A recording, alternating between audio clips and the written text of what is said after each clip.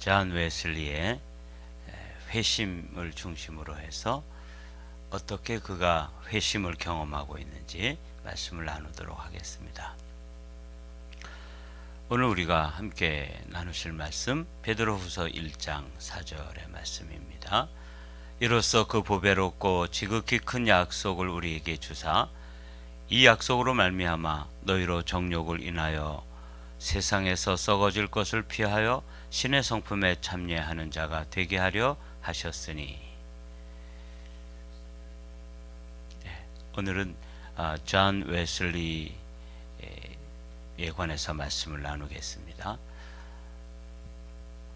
이 존 웨슬리는 이제 영국 사람인데 실제로 그 청교도 운동 그리고 독일의 경건주의 운동이 이제 미국의 1차 대각성 운동에 영향을 미치고 특별히 독일의 이 경건주의 운동은 그 모라비안 그 교도들 그리고 우리가 살펴본 대로 그 모라비안들을 돌봐주고 또 지도했던 이 진젠도르프라고 하는 그 백작이 있었죠. 그는 넓은 용지를 가지고 있는 사람이었는데 그 진젠도르프의 영향을 받아서 모라비안들이 이제 아주 신실한 그리스도인으로 이렇게 신앙생활을 하고 있을 때 이 존 웨슬리가 이제 이 모라비안 그 지도자들을 만나면서 새롭게 이제 회심을 경험하게 돼요. 오늘은 그 이야기를 회심을 중심으로 해서 이 존 웨슬리의 생애를 살펴보도록 하겠습니다. 그는 1703년 6월 28일 날 앱워드라고 하는 곳, 앱워스라고 되어 있죠. 그곳에서 아버지 사무엘과 어머니 수산나 사이에서 태어났습니다.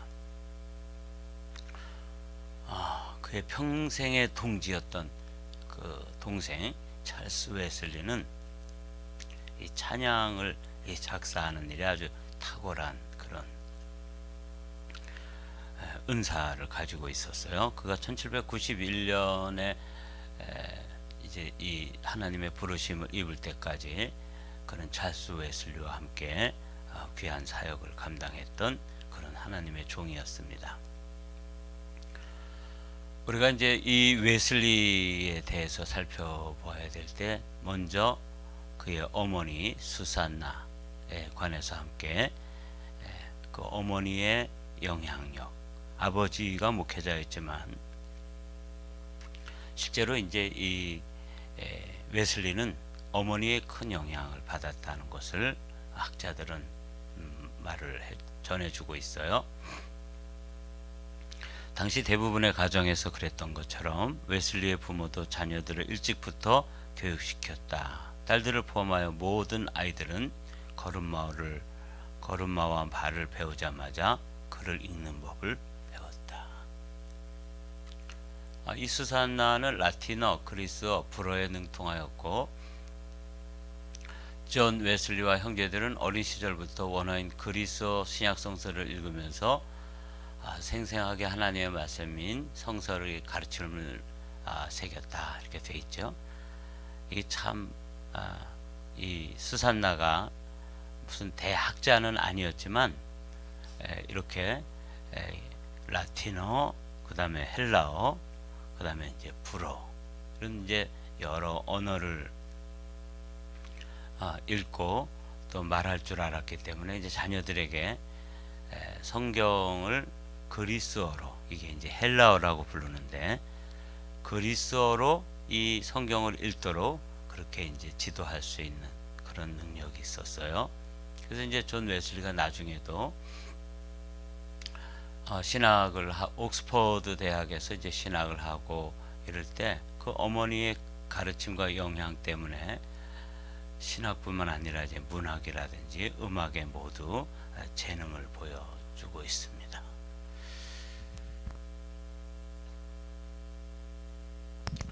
이런 거 보면 참 그 어린 시절 어머니의 가르침, 이런 것들이 참 소중하다, 이런 생각을 해보게 돼요. 이 스산나는 우리가 이제 그 어떤 분이었는지를 이렇게 요약을 하자면 아주 엄격하고 또 한편으로는 아주 자상한 그런 어머니였다고 기록에 이제 말하고 있는데,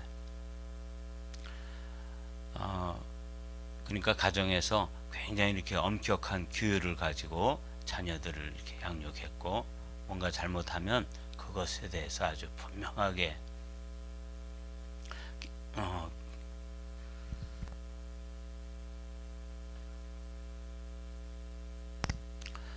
깨우쳐주고, 그리고 또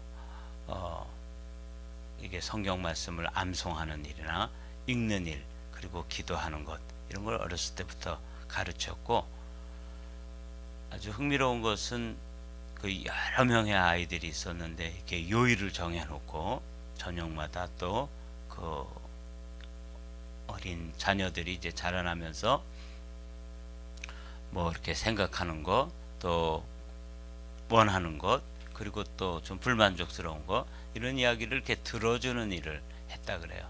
그래서 이제 이 잔 웨슬리는 목요일 밤마다 자기가 이제 엄마하고 개인적으로 이렇게 대화를 할 수 있는 그 시간이 매주 목요일 밤이었대요.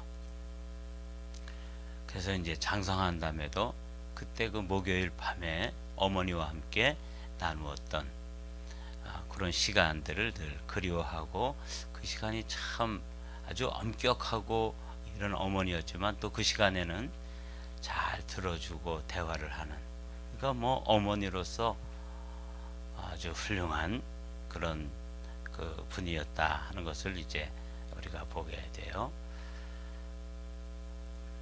근데 이제 아까 우리가 영상에서 잠깐 본 것처럼 이 웨슬리 가정은 이제 목회자의 가정이었는데, 그 주변에 그 마을 주민들이 이 사무엘 목사님의 이 목회에 불만을 가지고 목사관에다가 이제 방화를 하게 돼요.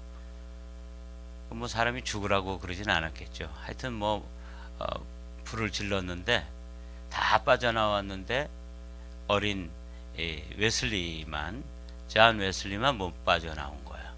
그래가지고 이제 이 5살 때였는데 아주 총명했던 것 같아요. 그래서 다 아이가 원래 19명이었어요. 웨슬리의 그 형제들이.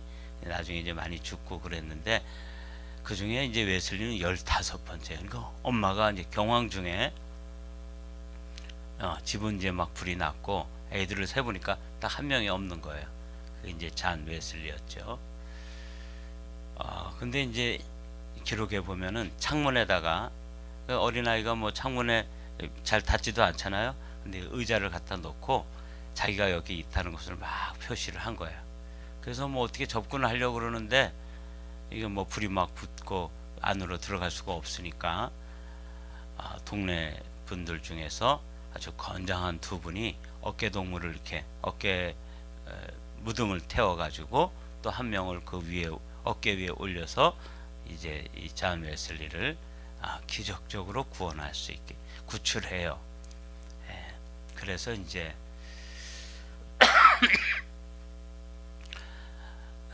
이 존 웨슬리의 이제 별명이 그 집에서 타다 남은 막대기, 불에서 꺼낸 거슬린 나무 토막, 이런 그 별명을 가지게 되고, 이걸 통해서 이제 하나님께서 이런 위기 가운데서 웨슬리를 구원해 준 걸 보고 어머니는 마음속에 이 아이를 향하신 하나님의 계획이 있으시겠구나, 이렇게 이제 늘 아주 관심을 가지고 기대를 가지고 자녀를 양육했고, 웨슬리 자신도 그 5살 때지만 참 얼마나 긴박한 경험이에요, 그죠? 아주 충격적인 경험을 한 후에 그 자신도 이 닫아 남은 나무 토막 또는 거슬린 나무 토막이라고 하는 이 별명이 이제 웨슬리에게 붙었는데, 그거에 대해서 늘 감사하고 그 별명을 좋아했다 그래요. 이게 이제 목사간의 화재가 났을 때 웨슬리가 5살 때 경험했던 아주 아픈 경험이지만 또 하나님께서 어떻게 자신을 향한 계획을 가지고 있는지에 대해서 늘 생각하게 하는 그런 경험이 목사간의 화재가 났던 경험이에요. 그리고 이제 학교를 가게 되는데 이제 1714년에 이제 차터 하우스에 가서 한 6년 동안 공부를 했는데 이 존 웨슬리는 아주 총명한 사람이었기 때문에 뭐 그 중에서도 이제 그 학교에서도 아주 뛰어난 그런 학생이었고 1720년에는 명문인 옥스퍼드 대학에 그 중에서도 또 여러 가지 단과 대학이 있는데 크라이스트 처치 칼리지가 아주 또 명문 중에 또 명문이라 그래요. 여기에 이제 입학해서 공부를 하게 되었습니다. 그리고 이제 1725년에 그 디칸, 이게 부제라고 되어 있는데 우리 감리교회는 목사 안수를 받을 때 2번의 과정이 있어요. 지금도 그래요. 저희가 첫 번째로 저희가 이제 안수를 받을 때 저 같은 경우 지금은 조금 짧아졌지만 준회원이라 그래서 이게 디컨인데 집사 안수 또는 부제 안수 또는 준회원 안수. 저희가 쓰는 용어는 이제 준회원이라고 하는 단어를 썼는데 이제 완전 이제 풀 멤버가 아니라 세마이 멤버가 되는 것이죠. 그렇게 안수를 받고 또 한 1, 2년 과정을 더 거쳐서 정회원, 풀 멤버 또는 레귤러 멤버로 그것은 이제 안수를 그때는 이제 안수를 하지 않고 이제 그 회원으로 받아들이게 되는데 웨슬리도 이제 1725년에 그런 과정을 겪게 돼요. 그런 그 과정을 겪게 되는데 그때 이제 이 경건서적을 이 웨슬리가 읽는데 아주 유명한 책 2권에 큰 영향을 받아요. 토마스 아 캠피스의 그리스도를 본받아. 지금도 유명한 고전 중에 고전이에요. 그리고 제레미 테일러의 거룩한 삶과 거룩한 죽음이라고 하는 이 2권의 책을 읽으면서 큰 이제 감동을 받고 그가 이제 그 하나님 앞에 이제 더 헌신하는 사람으로 그렇게 이제 결심을 하게 되지요. 그 다음에 이제 아까 말씀드린 것처럼 부제로 서품을 받았었는데 이제 정식 엘더라 그랬죠. 아까는 디칸이라 그랬잖아요.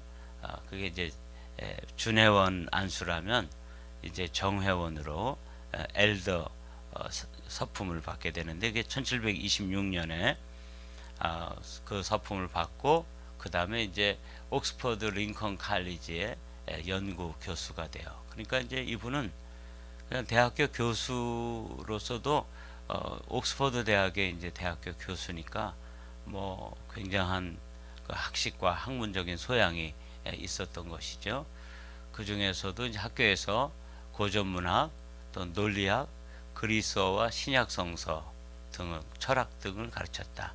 헬라어를 아주 잘했던 것 같아요. 그래서 뭐 그 신약 성경이 이제 헬라어로 되어 있고 구약 성경은 히브리어로 되어 있다고 들으셨죠?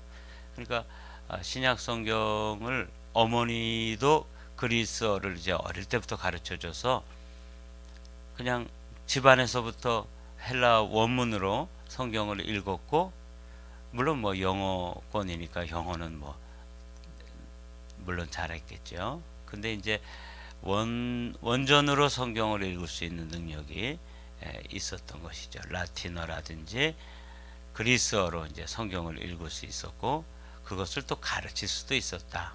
1728년에 이제 성공의 사제로 서품을 받았다. 이게 이제 엘더로서 우리로 말하면 장로 안수인데, 그렇게 이제 디컨 안수와 엘더 안수가 있어요. 근데 이제 그때 그렇게 받은 거죠. 제가 받은 그 경험으로는 준회원 안수, 정회원 안수, 정회원 허입, 이렇게 이제 그 과정이 있어요. 장로교에서는 그냥 한번 안수를 받으면 그냥 끝인데, 우리는 또 정회원 안수를 받은 다음에도 정회원 1년급부터 지금 정회원 12년급까지 그 뒤에 이제 꼬리가 따라다녀요. 그러다가 이제 12년급이 지나면 이제 숫자가 없어지고 정회원. 그래서 저 같은 경우는 이제 목회를 조금 했기 때문에 뒤에 이제 숫자가 없고 정회원이라고 불리우는 그런 이제 자격을 갖추게 된 거예요. 이 웨슬리도 이제 그런 과정을 겪었던 것이죠. 그리고 1735년에 이제 지금 미국의 영국 사람인데 이 조지아의 사바나라고 하는 곳에 그 조지아 주가 있죠. 미 동남부. 거기 이제 웨슬리가 선교사로 오게 되는데 여기서 아주 아픈 경험을 해요. 어떤 여인과 사랑에 빠졌다가 그 사랑에 실패를 하면서 아주 크게 좌절하고 낙심되는 경험을 하기도 하고, 그 다음에 선교사로 왔는데 이 출중한 학문적 실력과 뭐 두루 다 갖추고 있는데 이 목회가 안 되는 거예요. 열매가 없는 거예요. 그래서 야반도주 하다시피 영국으로 돌아오게 돼요. 근데 이제 요 조지아로 이제 선교를 가고 또 선교를 갔다 돌아오고 할 때 자기 자신에 대해서 크게 이제 좌절하고 실망을 하는 그런 경험을 하고, 특별히 큰 풍랑 속에서 오고 갈 때 그 태풍을 만났을 때 그 풍랑 속에서 자기 자신이 이제 두려움에 떨고 있는 모습과 그 당시에 같이 배를 승선한 모라비안 사람들을 만났는데 그 모라비안 교도들, 또 모라비안이라고 불리우는 그 성도들의 모습과 자기에게는 엄청난 디퍼런스가 있다는 것을 이제 발견하게 돼요.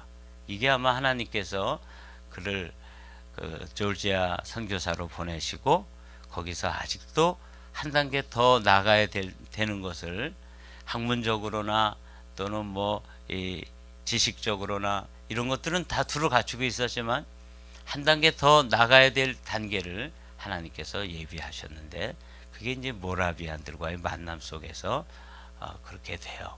그거는 조금 이따 살펴보기로 하고, 이렇게 이제 그가 사제 서품을 받고 대학교 교수가 되고 그랬을 때 동생 찰스 웨슬리가 그 옥스퍼드 대학에 또 들어가게 돼요.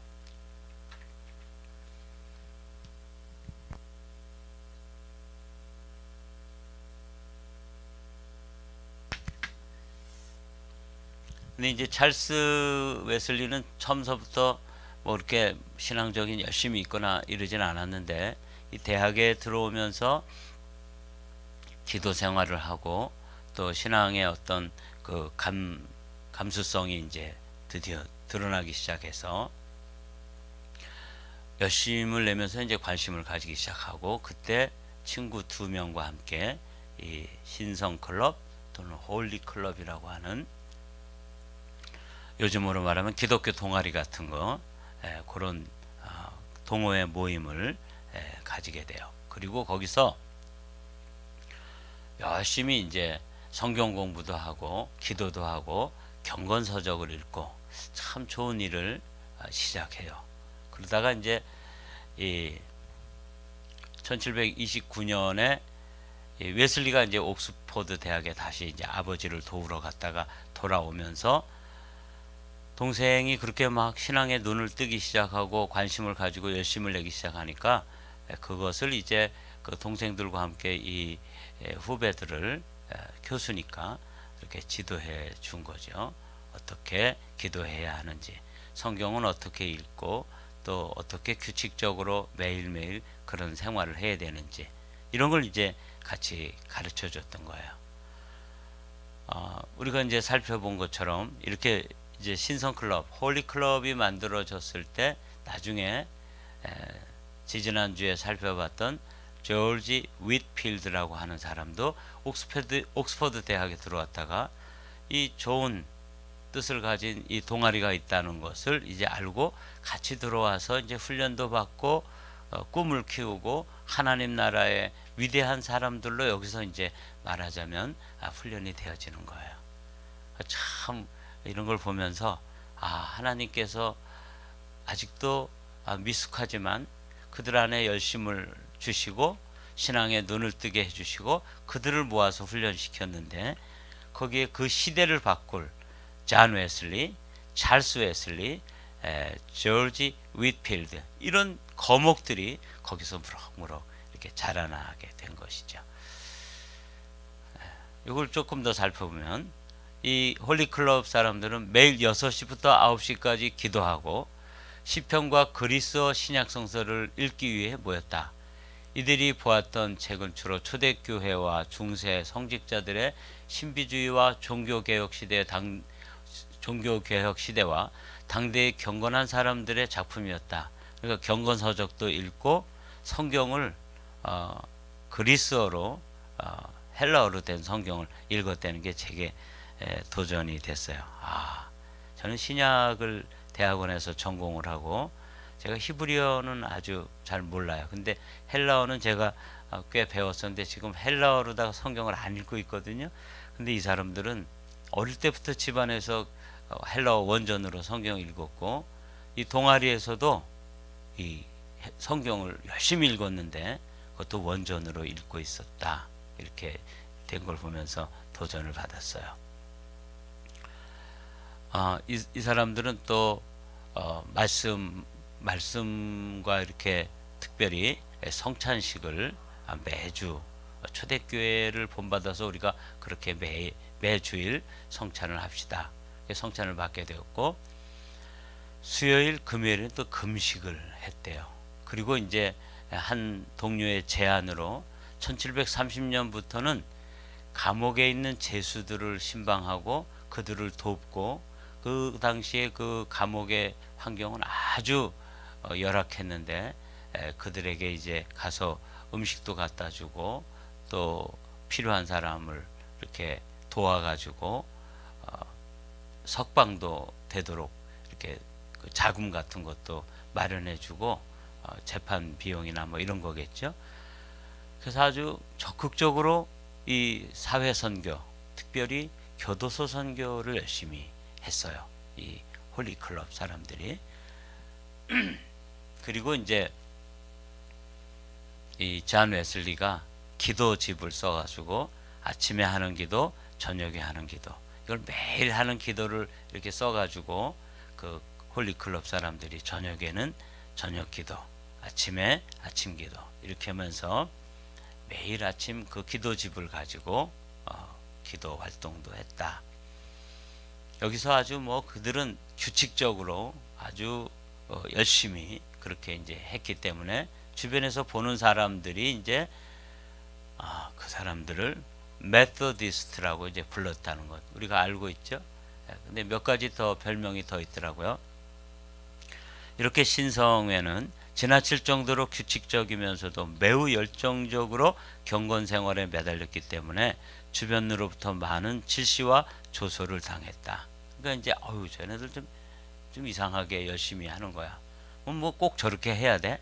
아침 기도문, 저녁 기도문, 교도소 방문, 수요일, 금요일 금식 기도, 뭐 그다음에 모여서 막 열심히 성경 읽고 막 이랬기 때문에 그들에게는 성경벌레 또는 성찬식을 매주일 하니까 성례전주의자들, 그 다음에 초대교회 열광주의자들이라고 이제 별명을 불렸는데 그 중에서도 지금 남은 별명이 메소디스트죠. 그래서 이제 우리 교회도 사실은 한마음 코리안 메소디스트 철치 이렇게 해서 HKMC라고 우리가 이제 약자로 쓰는데 이때 붙은 별명을 지금까지 이제 교단이 되어서 부르고 있는 것이죠.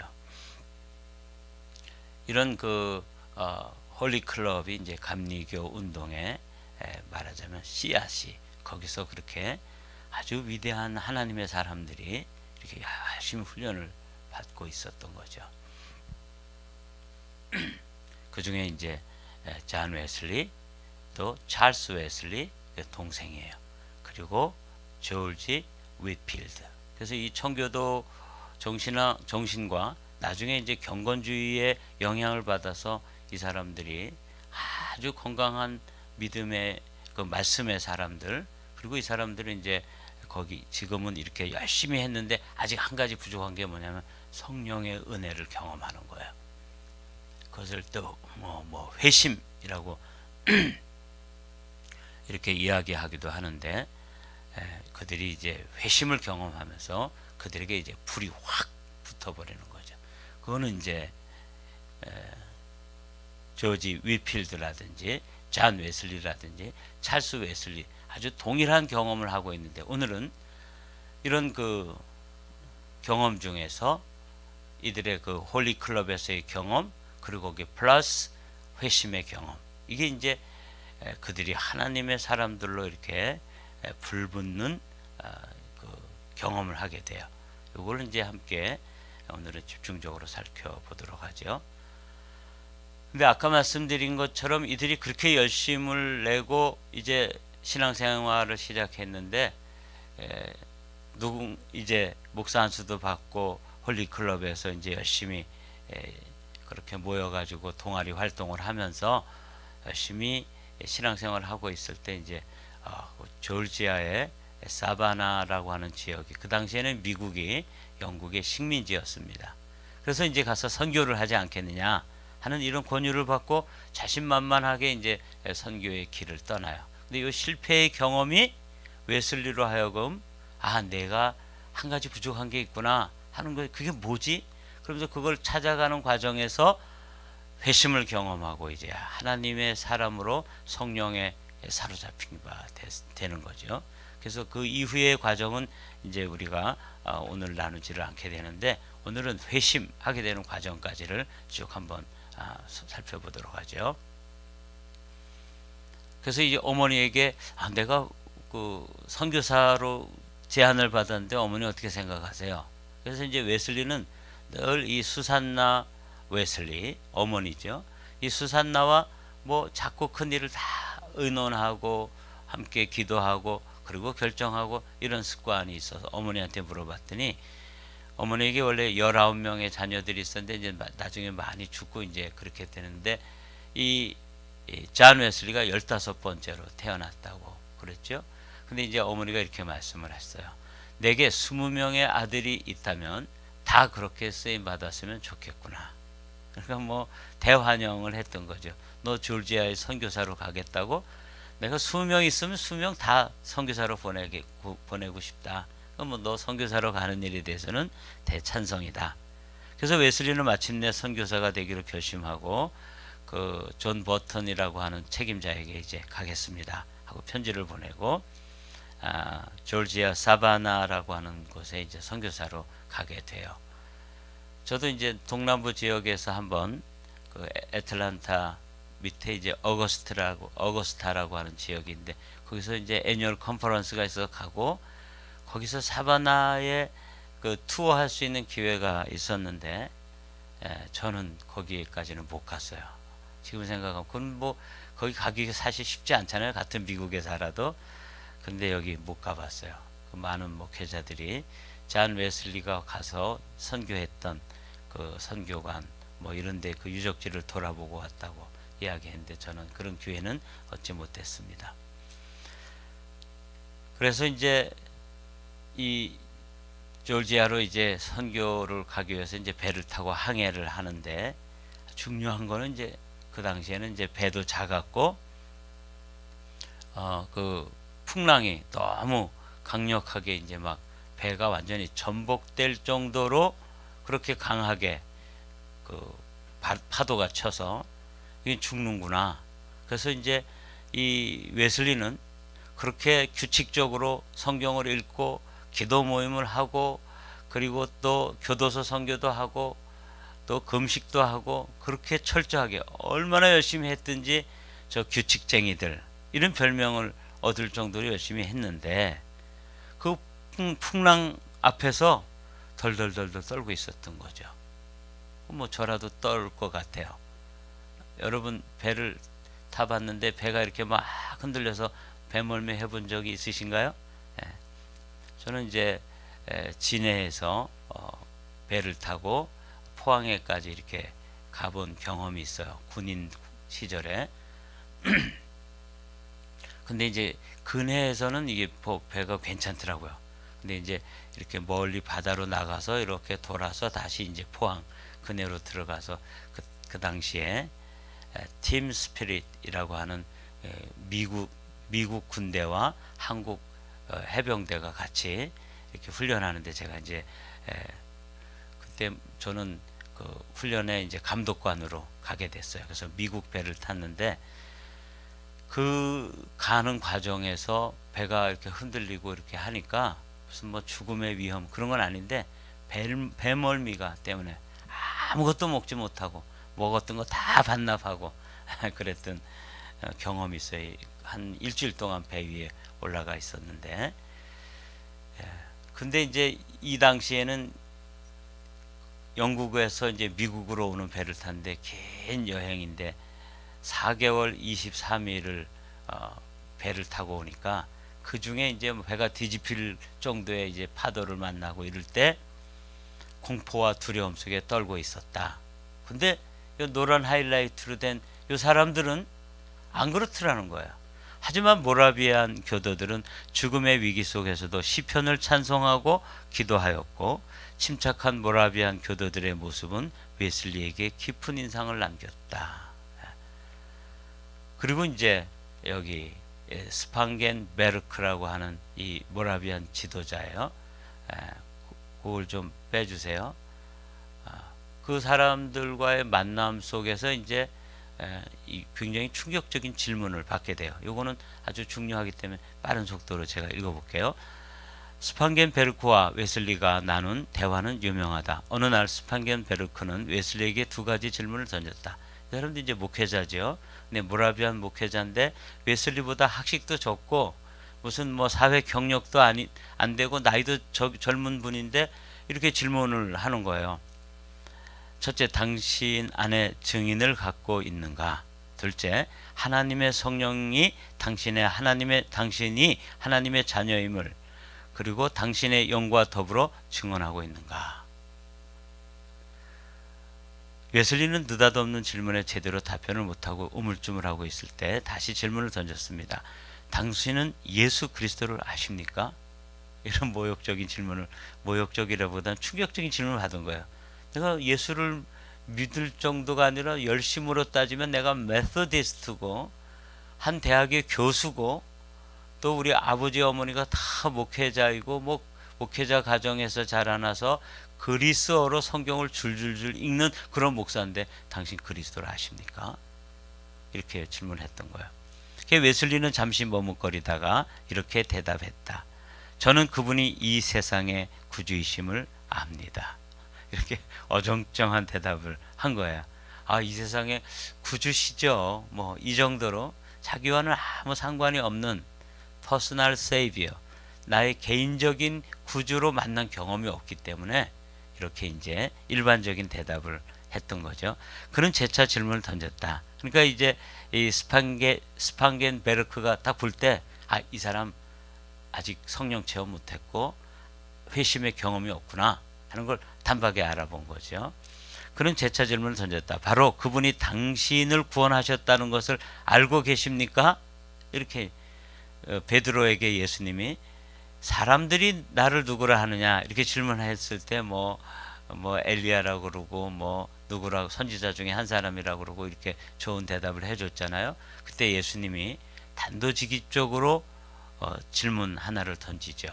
그러면 너는 나를 누구라 하느냐? 이 질문이 온 인류가 주님 앞에서 대답해야 될 질문이라고 그랬죠. 이게 이제 이 웨슬리에게도 드디어 질문이 던져진 거예요. 바로 그분이 당신을 구원하셨다는 것을 알고 계십니까? 믿습니까? 그래서 웨슬리는 이렇게 대답했다. 그분이 저를 구원하기 위해 죽으셨기를 바랍니다.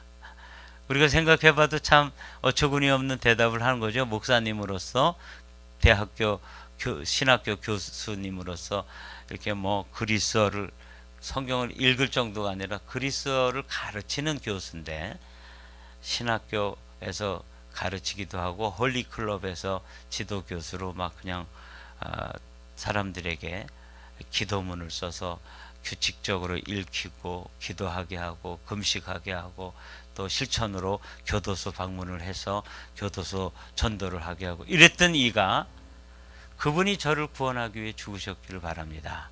이렇게 이제 참 볼품없는 대답을 하고 있었습니다. 웨슬리는 이날의 대화에서 큰 충격을 받았고 자신의 일기에서 그저 의미 없이 대답을 의미 없이 내뱉었다라고 적고 있습니다. 웨슬리가 이제 일기를 쓰는 사람이에요. 그래서 웨슬리는 무슨 책을 이렇게 많이 쓰거나 그러진 않았어요. 웨슬리의 신학 사상을 알기 위해서는 웨슬리의 이제 설교집, 웨슬리의 일기 이게 아주 중요한 프라이머리 소스인데 일기를 이렇게 쓴 거죠.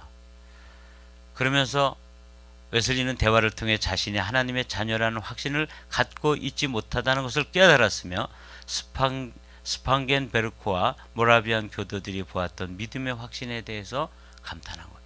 어떻게 저 사람들은 저런 믿음의 확신을 가질 수 있을까? 근데 왜 나는 목사 집안에 태어났고 신학을 했고 이렇게 학문을 다 갖췄는데도 내게는 이런 확신이 없을까? 그래서 그 파도 앞에서 그 큰 풍랑 앞에서 이렇게 오돌오돌 떨고 있어야 되는 것일까? 이게 이제 자기 자신이 만나는 거예요. 하나님은 그를 조지아 선교사로 해서 선교사로서 뭘 이렇게 하기보다는 그 긴 항해 과정에서 자기 자신을 보도록 그렇게 이제 충격을 주셨던 것 같아요. 웨슬리는 자연스레 모라비안 교도와 스판겐베르크와 끌리게 되었고 그들과 이제 교제를 가지게 돼요. 이게 참 웨슬리에게 있어서는 이제 그가 하나님의 사람으로 큰 영향을 받는 그런 만남입니다. 영국으로 돌아오는 배 위에서 이제 실패를 했죠. 그리고 돌아오는 배 위에서 또다시 풍랑을 만나서 죽음의 공포에 또 떨게 되는 거예요.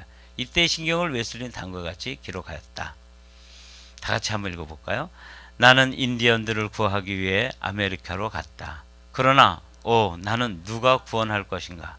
이 불신앙의 악한 마음에서 나를 건져줄 자는 누구인가? 나는 많은 여름 종교를 갖고 있다. 나는 위험이 없을 때는 나 자신을 믿는다. 그러나 죽음의 위험이 가까이 올 때는 나의 마음은 공포에 빠진다. 오호라, 누가 나를 이 죽음의 공포에서 구원할 것인가? 이게 이제 그의 일기에 기록되어 있는 거예요. 그러니까 자기 자신을 믿었던 것이죠.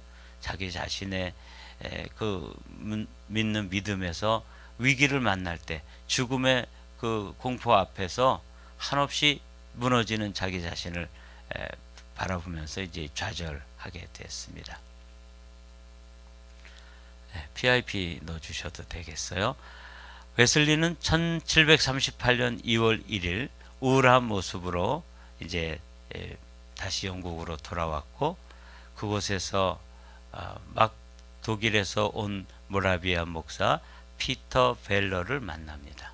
그러니까 스판겐베르크는 이제 미국으로 갈 때 미국에 가서 이제 교제하면서 아주 충격적인 질문을 받고 거기에 대해서 우물쭈물 대답을 제대로 못하고 이제 자기가 충격만 받은 거예요.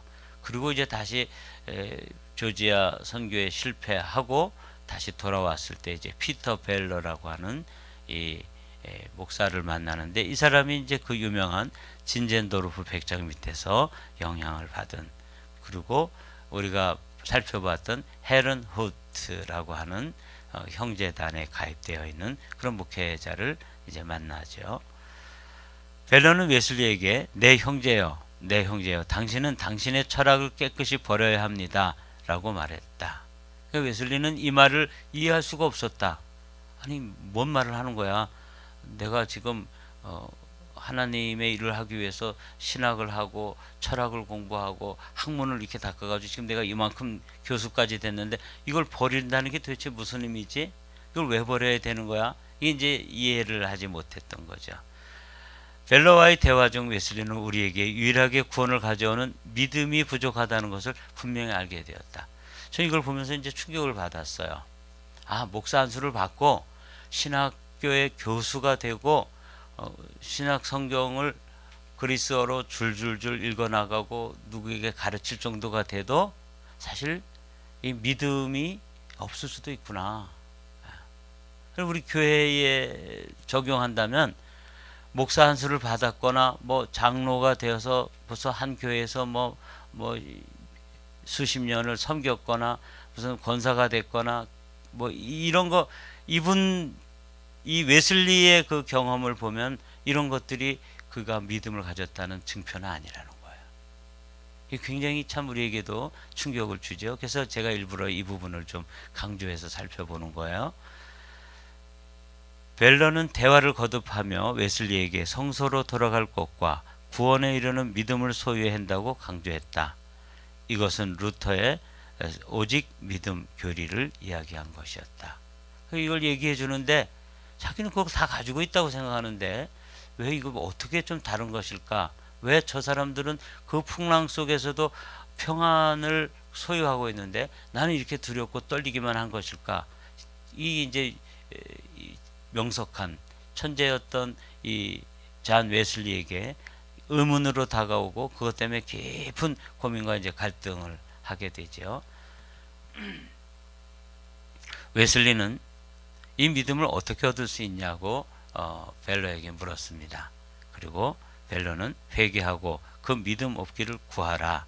믿음 얻기를 구하라고 했다. 그리고 그 믿음은 어느 순간에 주어지는 것으로서 전적으로 하나님께서 값없이 주시는 선물입니다. 이렇게 이제 피터 벨러가 가르쳐 줬는데 웨슬리는 그거에 대해서 이제 다 이해가 안 된 것 같아요. 벨러와의 대화를 통해 자신이 갖지도 못한 신앙에 대해 설교를 그만해야 하지 않나 번면하는 웨슬리에게 벨러는 믿음을 얻을 때까지 믿음에 대하여 설교하십시오. 그리고 그 믿음을 얻게 되면 그 얻은 믿음을 가지고 설교하십시오. 이렇게 충고를 해 줬던 거예요. 그러니까 이제 웨슬리는 보니까 내가 뭐 신학도 했고 또 이렇게 학문도 두루 갖춘 것처럼 보이지만 내게 믿음이 없구나. 이 지금 살아있는 믿음을 말하는 거예요. 이 피터 벨러나 스판겐 베르크나 진젠도르프 그 모라비안 교도들이 자기보다 배움도 부족하고 이런 사람들인데도 불구하고 그들이 가지고 있는 믿음, 그 살아있는 믿음, 살아서 역사하는 믿음이 이 웨슬리에게는 없었다는 거예요. 아, 우리 교회 성도들도 이럴 수 있겠구나. 다 갖추고 있고 신앙 경력도 다 있어도 이게 없을 수가 있구나. 이게 참 우리에게 큰 도전이 되는 말씀이에요. 그래서 이제 그럼 나 목회 그만둬야 됩니까? 내가 믿음도 없으면서 어떻게 설교하죠? 그럴 때 참 이 피터 벨러가 아주 중요한 말을 해줬어요. 이 사람이 이제 베드로잖아요. 베드로가 잔 웨슬리가 요한이잖아요. 요한한테 설명해 주는 거예요. 믿음이 없으면 믿음을 설교하십시오. 그리고 믿음을 얻게 되면 그 믿음을 가지고 또 설교하십시오. 이렇게 알 듯 모를 듯 이 말씀을 이제 전해줬던 것이죠. 이 이제 1738년 5월 24일 그런 번민 가운데서 이제 그 성령의 회심을 경험하게 되는데 그때 이제 웨슬리가 저녁 일기에 이와 같이 기록했어요. 여기가 이제 오늘 끝입니다. 저녁에 나는 별로 내키지 않는 걸음으로 올더스케이트 거리에 있는 한 신도회에 참석하였는데 이 모라비안 교도들이 모여서 예배드리는 그게 이제 뭐 자꾸 충격적인 질문도 던지고 뭐 이렇게 제안도 하는데 이게 뭐 자기 안에서는 경험이 되지 않으니까 아마 굉장히 이제 고뇌에 빠졌던 것 같아요. 근데 에이, 가봤자 뭐 또 그 사람들이 뭐 별 수 있겠어? 이러면서도 이제 그냥 발걸음이 옮겨졌던 것이죠. 근데 한 사람이 설교를 하고 있는 게 아니라 루터의 그 로마서에 유명한 주석이 있거든요. 거기에 서문 중에 한 부분을 이렇게 읽고 있는데 뒤에서 저거 다도 다 읽었던 책이야. 그리고 이제 뒤에 앉아가지고 이렇게 그냥 방관자로 보고 있었겠죠. 8시 45분경에 그 사람이 그리스도 안에 있는 믿음을 통해 하나님께서 마음의 변화를 일으키신 일을 설명하고 있었다. 그때 나는 내 마음이 이상하게 따뜻해지는 것을 느꼈다. 확 믿음이 이제 들어와서 그의 영혼을 터치했던 것이죠. 나는 내가 그리스도를 신뢰하고 있으며 구원을 위해 그리스도만을 믿고 있음과 내 죄까지를 다 거두어 가시고 나를 죄와 죽음의 법에서 구원하셨다는 확신을 얻었다. 이게 이제 잔 웨슬리가 그 고뇌와 깊은 번민 가운데서 이제 방황하다가 그 집회에 갔는데 설교도 아니고 그냥 책을 누가 이렇게 서문을 읽어주고 있는데 거기에서 어떻게 하면 믿음의 도리로 사는지에 대해서 그게 깨달아지면서 피터 벨러가 설명했던 것처럼 그 믿음이 선물로 잔 웨슬리의 마음을 터치했던 것이죠. 그리고 여기서부터 웨슬리는 이게 이제 비포와 애프터가 돼서 오늘은 여기까지 살펴보지만 이제 그냥 간단하게 설명하면 웨슬리는 이날 경험을 이후에 설교를 하니까 사람들이 그 설교를 똑같은 설교를 하고 똑같은 사람이 설교를 하는데 사람들의 감동이 달라지는 거예요. 그 설교에 기름 부으심이 있는 거죠. 그 조지 위필드가 그 노방에 나와서 노상에서 한번 설교를 합시다 그럴 때 잔 웨슬리는 맨 처음에는 에이 그런 거를 좀 약간 좀 떨어지는 사람들이 하는 것이 나처럼 이런 사람들이 가서 하는 건 아닌 것 같다 이런 생각으로 조금 주저했어요. 근데 가가지고 설교를 했더니 사람들이 막 쓰러지고 막 기름 부으심에 회개가 일어나고 막 놀라운 영적 체험들이 일어나면서 그게 달라지는 거야. 그러면서 이제 웨슬리가 설교한다고 가면은 막 2만 명씩 막 이렇게 모여드니까 그 광장에 이 막 웨슬리가 이제 사람들에게 이야기거리가 되고 그 반대자들이 막 이제 비난을 하고 그럴 때 유명한 이야기를 하죠. 왜 우리 교구에 와가지고 이런 일을 합니까? 이럴 때 세계는 나의 교구다. 어디든지 뭐 당신 교회 안 가고 그 동네 마당에 가가지고 광장에 가서 탄광 앞에 가서 그 다음에 어떤 거리에서 막 설교를 하면은 사람들에게 막 성령의 역사가 일어나가지고 어마어마한 역사가 일어난 거죠. 그게 이제 그 당시에 조지 위필드나 잔 웨슬리가 똑같이 비슷한 시기에 조지 위필드가 조금 더 먼저 성령 체험을 하게 돼요. 이게 이제 회심의 확신이에요. 사랑하는 성도 여러분, 이게 이제 웨슬리의 경험이었다면 이 웨슬리가 그렇게 규칙적으로 기도하고 또 성경을 읽고 뭐 이렇게 다 갖췄는데 한 가지가 없었다는 거죠. 성령의 기름 부으심, 성령께서 함께 하시는 은혜와 회심의 체험이 그를 이제 아주 특별한 한 시대를 구원하는 구원자로. 그래서 어떤 역사가는 인류 기독교 역사에 4명의 위대한 사람을 뽑으라 그러면 첫 번째로 성 어거스틴, 말틴 루터, 존 칼빈, 그 다음에 4번째가 누군지 아세요? 잔 웨슬리예요. 이렇게 위대한 사람으로 그가 이제 우뚝 설 수 있었던 그 경험 중에 하나가 뭐냐면 이 올더스 게이트 거리에서의 회심 체험입니다. 그래서 여러분과 제가 이제 여기서 도전을 받고 우리는 이걸 그냥 듣는 데서 그치는 게 아니라 우리에게도 이런 아주 특별한 경험, 그래서 우리가 누군가를 만났을 때 우리를 통해서 성령의 기름 부으심이 그 사람의 영혼을 터치하는 이런 역사들이 경험되어져야 된다. 이게 이제 제가 이 말씀을 준비하면서 가지게 된 소원입니다.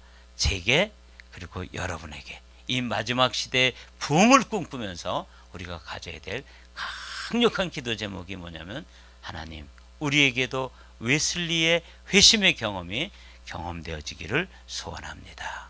여러분과 저에게 이 기도 제목이 응답되어지는 놀라운 경험이 있게 되시기를 주님의 이름으로 축복합니다.